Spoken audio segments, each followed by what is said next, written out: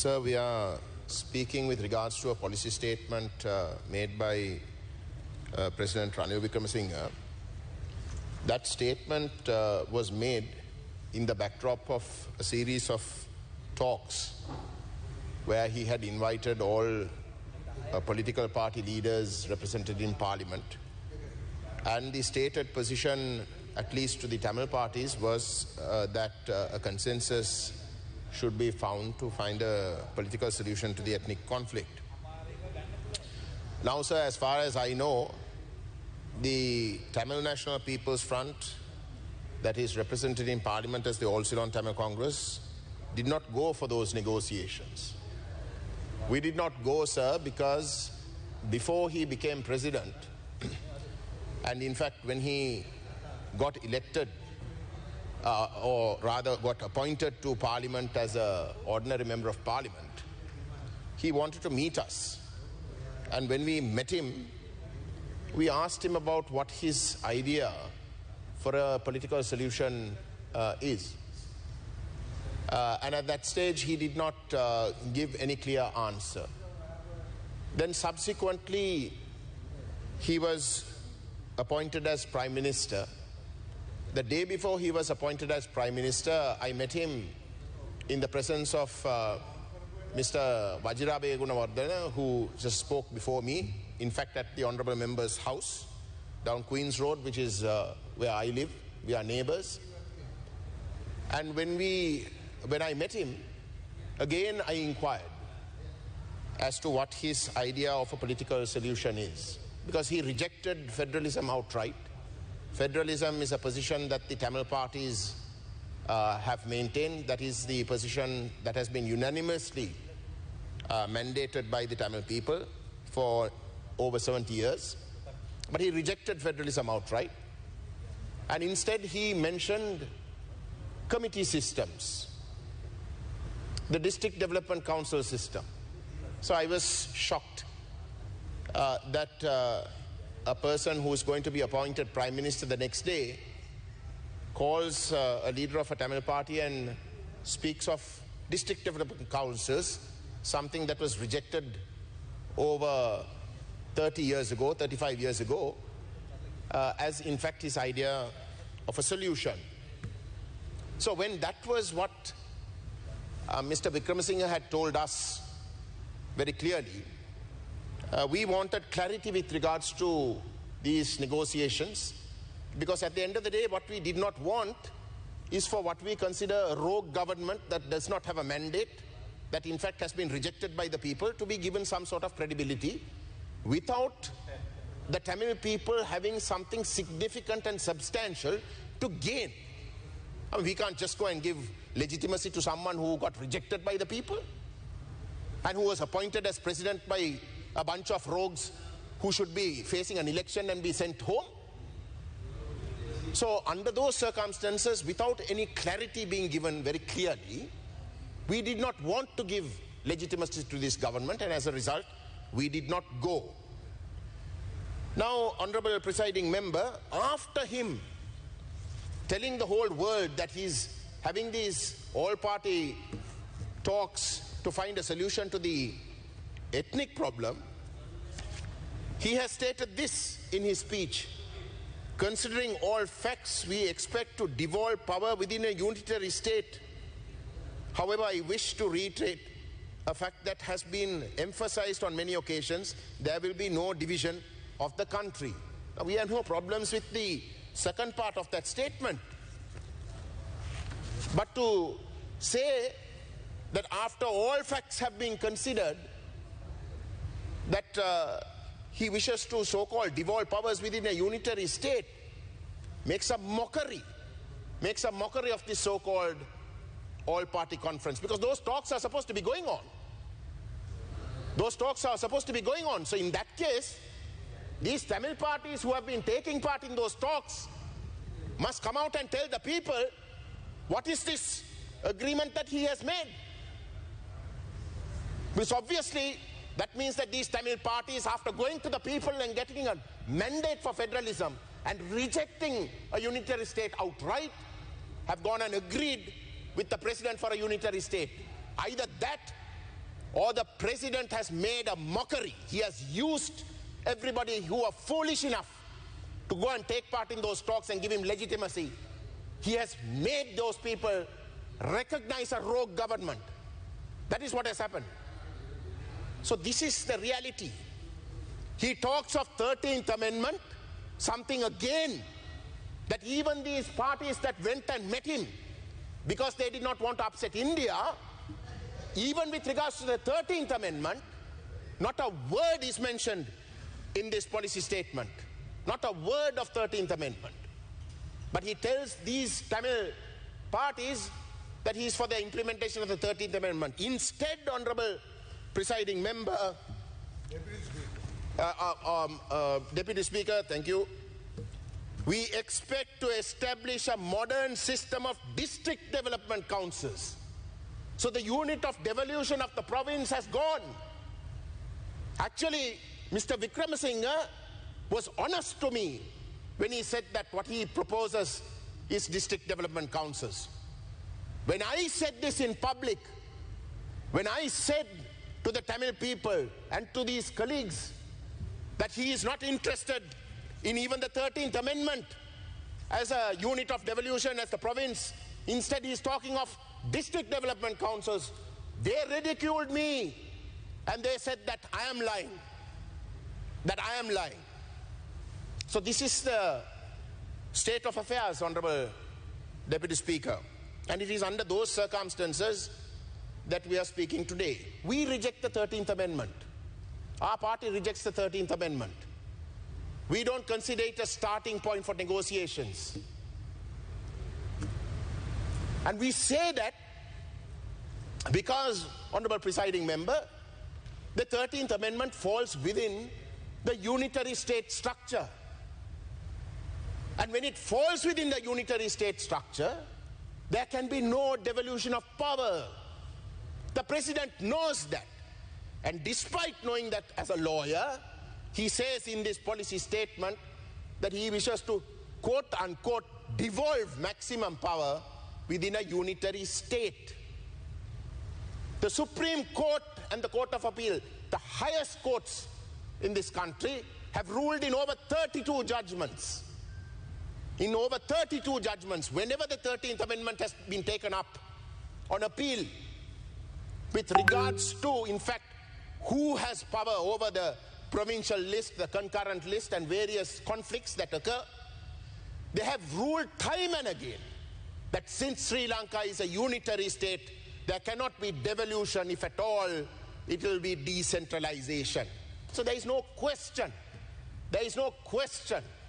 If you believe in your system which is faulty, which we reject, which we want to be transformed, but at least if you believe in your own system, then surely you can't go and overrule the Supreme Court that says that the 13th Amendment is well within the unitary state and there cannot be devolution under that scheme, and if at all it will only be decentralization. So there is no point.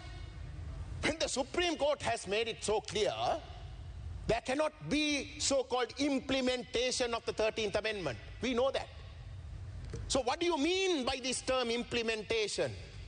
Ranil Wickramasinghe, President, today feels, he has woken up from the left side of the bed, so today he feels that he will tell the governor, there is a governor, former governor here, he will tell the governor, he'll call up the governor and say, well, look, if that chief minister in those provinces want to do something, just do it. Do it for them. Tomorrow when he wakes up from the other side of the bed, if he chooses not to, he'll call the same man and say, I say, you know, they are not cooperating with me, don't scuttle it. So we have to depend on the whims and fancies of individuals. That is what the so-called implementation of a 13th Amendment that is within the unitary state means. That is not something, Honorable Presiding Member, that our party is willing to accept. And so we rejected those talks. We rejected those talks. On the one hand, he very clearly has told us that it is district development councils, which is the unit of demolition being something like district, which was rejected from the very instance. And instead, he talks of a unitary state. Another reason to reject it outright. So we have rejected it. There are others who reject it as well. There are others who reject it. Sinhalese members of parliament who are rejecting it. They know, those members of parliament know, and quite a few of them are present whilst I speak today, they know fully well that the 13th Amendment is rubbish. That the 13th Amendment has no powers. On the contrary, it gives all the powers to the President and to Colombo, to this Parliament. They know it. But why do they oppose it? Because of the Indo-Lanka Accord. It is only because of the Indo-Lanka Accord where India safeguards its interest. And it is because the Tamil question was used in order for India to safeguard its interest. They feel a rejection of the 13th Amendment, ridding the 13th Amendment, can be a stepping stone to rid the Indo-Lanka Accord and to take India's hold on Sri Lanka through that accord out of this equation. We are very clear, Honorable Presiding Member. We are extremely clear that the Indo-Lanka Accord is one thing and the 13th Amendment is another thing. We reject the 13th Amendment, but we don't reject the Indo-Lanka Accord. The Indo-Lanka Accord was signed officially because it was to be a solution to the Tamil problem, that India intervened on behalf of the Tamils. Sri Lankan state accepted that intervention. So unless the Tamils reject the Indo-Lanka Accord, the accord cannot be rejected. But the Tamils reject the 13th Amendment because the 13th Amendment was an interpretation of the accord by the then government. It did not have the consent of the Tamil parties. And we know with some responsibility that India was not satisfied either. But of course, geopolitically, since the accord was signed and India has secured its interests through the letters of exchange, being part of the annexures to the agreement, India allowed the 13th Amendment to be brought in and did not object. So those are India's geopolitical considerations. They can be those considerations for them, but not for the Tamils. Not for the Tamils. And it is under those circumstances, Honorable Presiding Member, that we state very clearly that we reject the 13th Amendment. Now, sir, the Honorable Prime Minister spoke a few speakers before me. He mentioned that my grandfather, G.G. Ponnambalam, was involved in the executive committee system under the Domnamo Commission. Those were different days, Honorable Presiding Member. Those were days when Tamils actually dreamt of a Sri Lankan identity. Who ruined it? Who ruined that Sri Lankan identity? You can't blame the Tamils for that. You brought in Sinhala Buddhism. You insisted on an identity of Sinhala Buddhism, not Ceylonese. For you, Sri Lanka was only Sinhala Buddhists. It did not include the Tamils or the Muslims or the upcountry Tamils. You did your utmost to make sure that the Tamils and the rest stayed out of that identity. So how can you now talk of a district as your unit of devolution? Do you think that you can just simply wish away these things? It will never happen, Honorable Presiding Member. The cost of your stupid decisions in over 75 years has been the bankruptcy of this country. Has been the bankruptcy of this country. And if you want to go down that path in the future as well, by all means go. By all means go down that path. Because the Tamils will resist. That's for sure.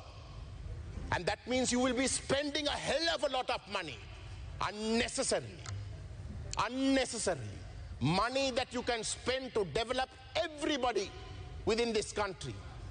Money that can be used to utilize and empower all segments, all peoples, all nations within this country. But if you choose not to change and go down the path of failure of the last 75 years of this unitary nonsense, by all means go. By all means go. Because you will live, you will be condemned to relive that path. Thank you, sir. On the policy statement made by the President 2 days ago, I hope at the end of the speech I may be able to answer many of the questions that were raised by Honourable Member Sarath Weerasekara. Though there is nothing new to be found with regard to the solving of the ethnic question which is paramount to us Tamils, I was pleasantly surprised to find that the President has quite rightly identified the maladies that have stultified progress in the economic field in Sri Lanka and the fundamental changes that need to be brought about in ourselves to grapple with the situation. Let me list them. At page 4 of the English version, he has said, I am ready to make unpopular decisions for the sake of the nation. At page 5, bottom, he has said, inflation rises during an economic crisis. The price of goods increase, employment is at risk, businesses collapse, taxes increase. It is difficult for all sections of the society to survive. However, if we endure this hardship for another 5 to 6 months, we can reach a settlement or reach a solution. At page 6 in the penultimate paragraph, he has said the future cannot be built on falsehood. At page 10, he has said, I try to cure the malady first, after which we can take further measures. We should prioritize curing the ailment. At page 11, he has said, we neglected economic reforms for the sake of narrow political agendas.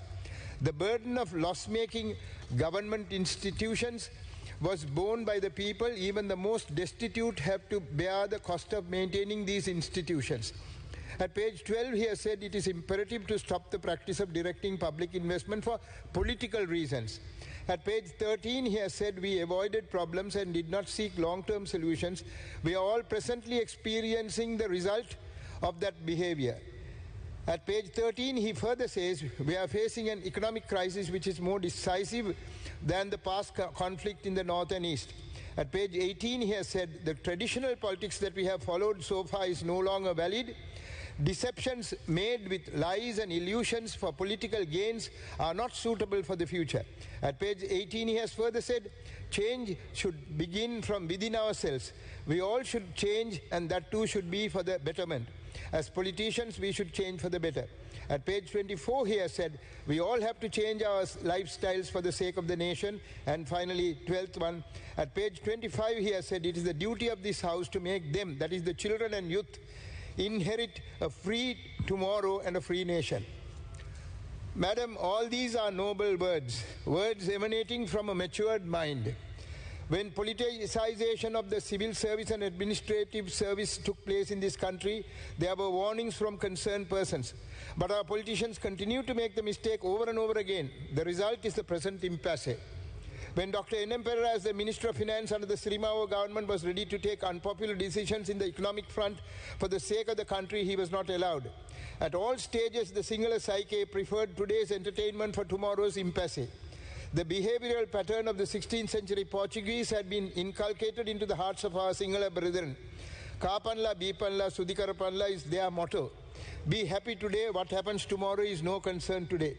If only the Tamil civil servants or Tamil-speaking higher officers from the north and east were allowed to direct affairs from our departments, the motto would have been different. Save today for tomorrow's entertainment would have been their chorus. There was a happy blend of our basic characteristics during the time of the British, but with the steady outflow of senior Tamil public servants, the attitudes among our public servants left behind changed for the worse. Our politicians saw to it that they changed. His Excellency's clarion call for fundamental changes in our perception gives us hope. But as a Tamil Member of Parliament representing the Jaffna district, I must say I am disappointed. Despite many promises, nothing substantial to ameliorate the conditions of the Tamil-speaking people of the North and East has been included in the policy statement. The promised release of Tamil political prisoners has not taken place. Except for 100 acres, the balance 3,000 acres of people's lands have not been returned to the people. 60,000 acres of state land still remain in the hands of the military. The transferring officers posted to the chief secretaryship of the provincial council, nor the post of provincial health director have not taken place despite more senior officers being there in the northern province. The release of lands by the departments, though promised, has not seen the publishing of the relevant gazette notifications. Army's presence has not been curtailed. The reason seems to be an inbuilt fear and suspicion about the Tamils of the north and east in the minds of not only politicians and public officials, but even religious dignitaries like the Venerable Mahanayaka Theros. Until and unless such inbuilt suspicions are removed, this country cannot progress not only economically but socially and politically too. Many of you, my dear colleagues, and especially Sarat, my friend, may have read the open letter I addressed the Venerable Mahanayaka Theros with regard to their recent statement on the 13th Amendment. May I refer to a few statements here of what I wrote to the Venerable Mahanayaka Theros with regard to their statement regarding the 13th Amendment. It was stated in a joint letter by the Venerable Mahanayaka Theros that by granting land and police powers together with the right to administer archaeological sites and places of religious worship to the provincial councils, it would lead to separation. I inquired from the most Venerable Mahanayaka Theros, if the President grants land and police powers, whether all 9 provincial councils will ask for separation as they say. If that be so, I ask, then why not? After all, there are 20 cantons in Switzerland, and Switzerland is smaller than Sri Lanka in area. We could have a confederation like in Switzerland, allowing every province to function independently and separately subject to certain rights of the centre. Honourable Member, you have 2 more minutes. If the Venerable Theros thought that the provinces other than the northern and eastern provinces would not want to act independently, but that only the north and east would want to separate, as they say, then it would mean that they infer that because of the north and east are Tamil-speaking areas, they would want to act independently. In other words, the Venerable Theros believe the Tamils are not satisfied being under the yoke of the Sinhalese government, central government, and therefore the north and east would want to separate, as they say, and therefore they must be forcibly kept under the boot of the Sinhalese without giving any freedom to the Tamil-speaking people of the north and east to govern themselves. Was it not such thinking, I ask, that has brought economic instability to the country? How long is this country going to prepare for war against the Tamils and spend colossal amount of foreign exchange to keep the military in readiness? And what are the Sinhalese scared about at the worst? That the Tamils of the north and east would separate and form their own Tamilulam? How does it affect the Sinhalese? The Sinhalese never occupied the north and east in great numbers. The Buddhist remains in the north and east are those from during the time of the Demala Baudyos, as stated by Professor Sunil Aryaratna in his Demala Baudyo book in Sinhala. In any event, there was no Sinhala language born during the time of the Demala Baudyos. The Sinhala language came into being only in the 6th or 7th century AD. Only those who speak the Sinhala language could be identified as Sinhalese. The Mahavansa never referred to a people called Sinhalese nor to a language called Sinhala. I asked the Venerable Sirs as to whether they are worried about separation because they were aware that the Sinhalese had no legitimate rights whatsoever to control the Tamils. In other words, I pointed out they were wanting force and violence to be used on the Tamils to keep them subjugated. I asked whether that was what Buddhism had taught their reverence. I asked them whether ahimsa was not part of Dhamma. The term ahimsa is an important spiritual doctrine shared by Hinduism, Buddhism and Jainism. It literally meant non-injury and non-killing. It implied the total avoidance of harming of any kind of living creatures, not only by deeds but also by words and in thought. I asked their reverence how they could, as bhikkhus of the highest caliber and sensitivity, preach something which harms... Honourable Member, please wind up. Yes, just 1 more minute, Madam. Preach something which harms a section of our people. After all, the Tamils of the north and east are asking for something which the international law gives them the right to claim and enjoy. Article 1 of the International Covenant on Civil and Political Rights states, all peoples have the right of self-determination. By virtue of that right, they freely determine their political status and freely pursue their economic, social and cultural development. Granting land and police powers to the north and east under our unitary constitution would not lead to separation under any circumstances. It would only curtail and to some extent control the nefarious activities carried out by the centre and its agents in the north and east. I asked their Venerable Sirs whether they want to perpetuate the wrongs done by the centre in the north and east by requesting the centre not to grant land and police powers to the north and east which they are by law entitled. In conclusion, let me say here and now that the 13th Amendment can never lead to separation of any sort, since it is decentralization which is set out in the 13th Amendment and not power sharing of any nature. The 13th Amendment, coming under the unitary constitution, gives no right whatsoever to the provinces to think freely and independently. Finally, let me hope that the much maligned and hated 13th Amendment would be implemented in full, at least for the moment, until an opportunity dawns on the powers that be in Sri Lanka to grant, voluntarily or involuntarily, the right of self-determination to the Tamil-speaking people of the North and East. Thank you.